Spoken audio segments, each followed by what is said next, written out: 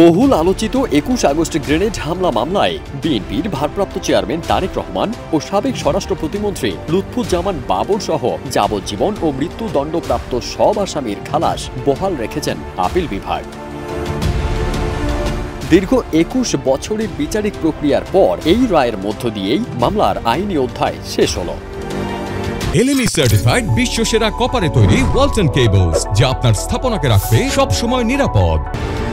৪ September সকাল ১০টা ৫ প্রধান বিচারপতি ডক্টর সৈয়দ রিফাত আহমেদের নেতৃত্বে ৬ বিচারপতির সমন্বয়ে গঠিত আপিল বেঞ্চ এ রায় ঘোষণা করেন। আদালতে আসামিদের পক্ষে শুনানি করেন আইনজীবী এস.এম. শাহজাহান ও মোহাম্মদ শিশির মুনির। রায়ের পর্যবেক্ষণে মামলার নতুন করে তদন্তের আগের নির্দেশ অবলুপ্ত করেছেন আদালত। তবে নতুন করে তদন্ত সরকারের নিয়ন্ত্রণাধীন বলেও বলা হয়েছে। মহামান্য সুপ্রিম কোর্টের পূর্ণাঙ্গ বেঞ্চ আজকে যা রায় দিয়েছেন সেই রায়ে প্রমাণিত হয়েছে জনাব তারেক রহমান সাহেব, বিএনপির ভারপ্রাপ্ত চেয়ারম্যান, তিনি ন্যায় বিচার পেয়েছেন।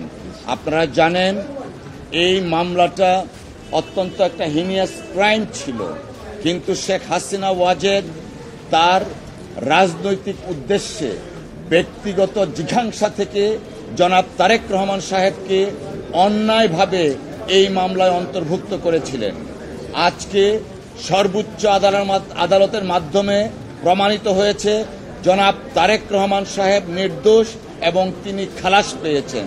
এর আগে চলতি বছরের জানুয়ারিতে হাইকোর্ট বিচারিক আদালতের দেওয়া মৃত্যুদণ্ড ও যাবজ্জীবনের সাজা বাতিল করে সব আসামিকে খালাস দেন। রায়ে বলা হয় মামলার বিচার প্রক্রিয়া অবৈধ ছিল এবং চার্জশিট আইনি ভিত্তিতে টেকসই নয়। আইনজীবীরা বলেছেন সর্বোচ্চ আদালতের রায়ে প্রমাণ হয়েছে তারেক রহমান সহ আসামিরা নির্দোষ। শুধু মুফতি হান্নান না, অন্যান্য যে সমস্ত স্বীকারোক্তিগুলো ছিল এগুলো একটাও ভিতরেও ওনারা ভলান্টারিনেস খুঁজে পান নাই, অর্থাৎ এগুলো স্বেচ্ছায় তারা করেননি। কাজে স্বেচ্ছায় যদি না করে তাহলে সেই স্বীকারোক্তির কোনো মূল্য নাই।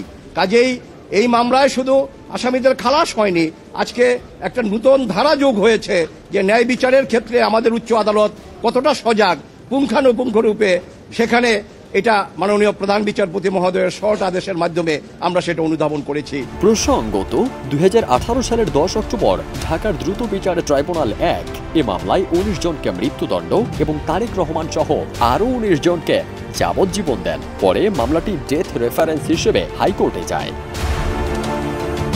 ২০০৪ সালের ২১ আগস্ট রাজধানীর বঙ্গবন্ধু অ্যাভিনিউয়ে আওয়ামী লীগের সমাবেশে গ্রেনেড হামলা চালানো হয়। ওই হামলায় নিহত হন আওয়ামী লীগের মহিলা বিষয়ক সম্পাদক আইভি রহমান সহ ২৪ জন। আহত হন দলের বহু নেতাকর্মী। পরে আওয়ামী লীগ সরকারের আমলে মামলায় বিএনপির শীর্ষ নেতাদের সম্পৃক্ত করা হয়, যা রাজনৈতিক উদ্দেশ্য প্রণোদিত বলে আসছিল বিএনপি। ফারদিন সানি, দেশ রূপান্তর।